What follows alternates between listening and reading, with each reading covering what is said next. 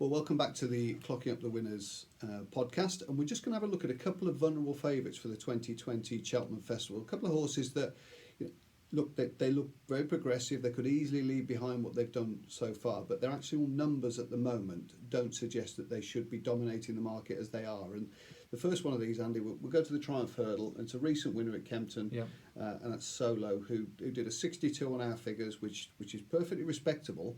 But it still leaves him with a little bit to find on the main front runners on our list.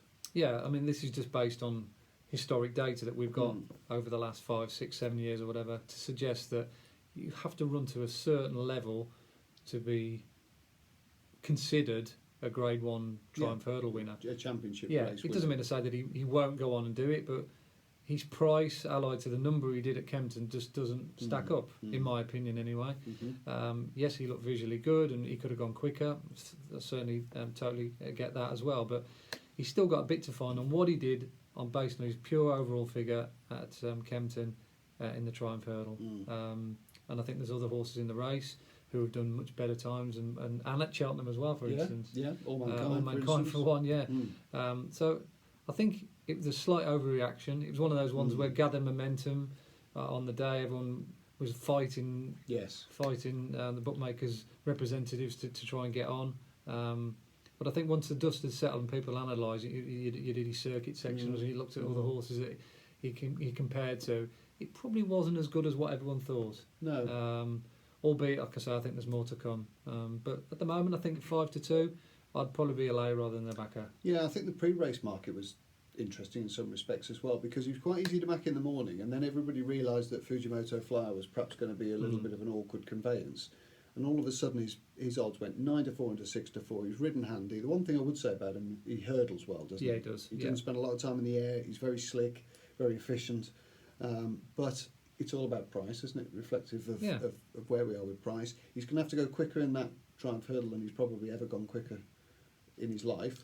Yeah, I mean, this is the thing. I don't think there's going to be any hiding place in the Triumph. It's going to put horses under severe pressure. So if you haven't got the capabilities of running to a 70 or upwards, you're going to be found out because there's at least 3 or 4 front runners, including virtually the first 3 in the market: Aspire Tower, All Mankind, Goshen, have all made the run in their races, including Solo.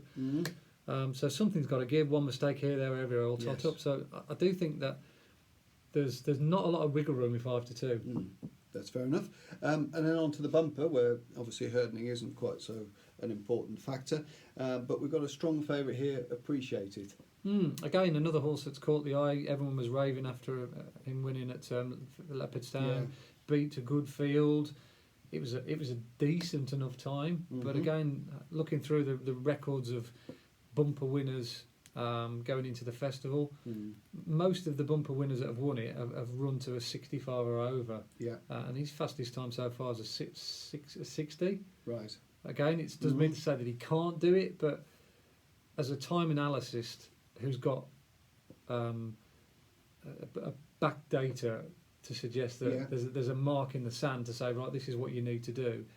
And then you look at his price, you think, well, I couldn't go anywhere near him at 2-1. If he's like 8-10 to 1 in the field, and you think, well, there's a bit of potential there, then fair enough. You think, well, he's one of the ones that you could consider. He's a Mullins horse that's on the improve, and he's one of his main players. So on that basis, he's a chance, but the numbers just don't add up for us for him to be a 2-1 favourite. No, and especially when you think that Willie's probably going to run 4 or 5 in the race, and it's not exactly a race that he hasn't farmed with big price winners in past years.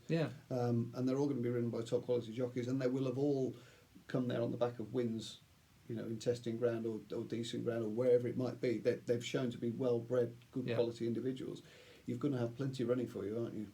Well, he's one of many who fall into the same category of they could improve for a championship environment when they go flat out and it's a test of stamina. Yes, he is one of them, but he's just one of 5 or 6 that could easily improve out of all recognition. And I'll be wanting more than 2-1. Yes, and there was certainly 1 or 2 horses in that Leopardstown bumper that didn't achieve what we thought they could achieve as well. There was a couple of shockers run there. There was. And problems post that race that they showed, abnormalities, etc. So you wonder whether the form was quite as strong as it looked going into the race. There's just a couple Appreciate It and Solo where we feel as though, based on our times at the moment, they're probably looking a bit vulnerable.